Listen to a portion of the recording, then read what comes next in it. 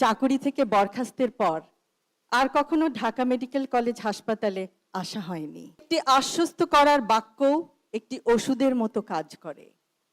চিকিৎসা বিজ্ঞানের ভিত্তি জ্ঞান হলেও চিকিৎসা পেশার প্রকৃত ভিত্তি মানবিকতা। বহুদিন ধরে একটি আর্তনাদ আমার কানে ধ্বনিত হয়। সেই আর্তনাদ একজন রোগীর পরিবারের সদস্যের। মস্তিষ্কে রক্তক্ষরণ হওয়ার সুষ্ঠু ডায়াগনোসিসে ব্যর্থ আমাদের ওয়ার্ডের সকলে, কারণ সিটি স্ক্যান মেশিন সেদিন অকেজো ছিল। শত প্রচেষ্টার পরও সেই ব্যক্তিকে বাঁচানো যায়নি। 3rd ইয়ার 4th ইয়ার 5th ইয়ারে পরবর্তীতে ইন্টার্নশিপের সময় ঢাকা মেডিকেল কলেজ হাসপাতালে অনেক সময় দেখেছি, উপলব্ধি করেছি সেই অসহায়ত্ব। পেডিয়াট্রিক ওয়ার্ডে রোটেশনের সময় 2 চোখ অন্ধ ছোট্ট শিশু, টেট্রালজি অফ ফ্যালটের রোগী, সে কেমন করে যেন বুঝতে পারত আমি তার সামনে দাঁড়িয়ে আছি। তাকেও হারাই অপারেশনের টেবিলে।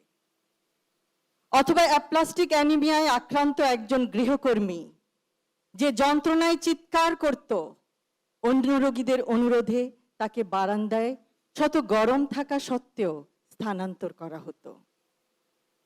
গাইনোকোলজি অ্যান্ড অবস্টেট্রিক রোটেশনের সময় সেই দিনের কথা প্রায় মনে পড়ে, যখন আল্ট্রাসনোগ্রামে 8ম কন্যা শিশু হবে জানায় স্ত্রীকে একাকী ওয়ার্ডে রেখে যায় জীবনের বোঝায় মুহ্যমান রিক্সা চালক স্বামী। তার অসহায়ত্ব হয়তো বোঝা যায়। শিশুটি জন্ম নেওয়ার পর দেখা যায় সেটি পুত্র সন্তান, কিন্তু শ্বাস নিতে দেরি। নিয়ে গেলাম পেডিয়াট্রিক ওয়ার্ডে। ইনকিউবেটরে শিশুটি বাঁচে এবং পরবর্তীতে গোটা পরিবারের একসাথে হওয়ায় স্বস্তি পাই। বর্তমানে নিশ্চয়ই পরিস্থিতির উন্নতি হয়েছে।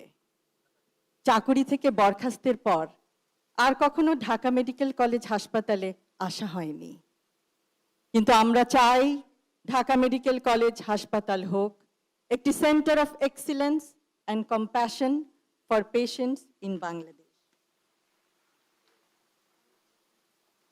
একটি আশ্বস্ত করার বাক্য একটি ওষুধের মতো কাজ করে। চিকিৎসা বিজ্ঞানের ভিত্তি জ্ঞান হলেও চিকিৎসা পেশার প্রকৃত ভিত্তি মানবিকতা। চিকিৎসা বিজ্ঞানের অগ্রযাত্রা যতই প্রযুক্তি নির্ভর হোক না কেন, তার কেন্দ্রবিন্দুতে সবসময় মানুষই থাকবে। আগামী 20 বা 25 বছর পরে আমরা ঢাকা মেডিকেল কলেজকে দক্ষিণ এশিয়ার অন্যতম শ্রেষ্ঠ চিকিৎসা শিক্ষা, গবেষণা ও উদ্ভাবনের কেন্দ্র হিসেবে দেখতে চাই।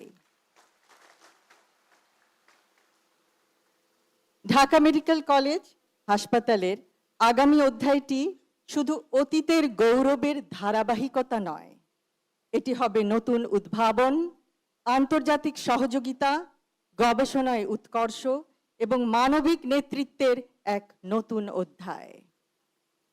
আজ আমরা পৃথিবীর বিভিন্ন প্রান্তে ছড়িয়ে আছি। কর্মক্ষেত্র ভিন্ন হতে পারে, কিন্তু আমাদের পরিচয়ের শিকড় একটাই, Dhaka medical college and hospital. এখন সময় এসেছে অ্যালামনাইকে শুধু স্মৃতির বন্ধনে নয়, দায়িত্বের বন্ধনে যুক্ত করার।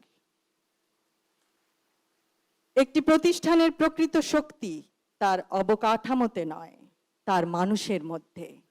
ঢাকা মেডিকেল কলেজের সবচেয়ে বড় সম্পদ তার মেধা, তার মূল্যবোধ এবং তার মানুষ।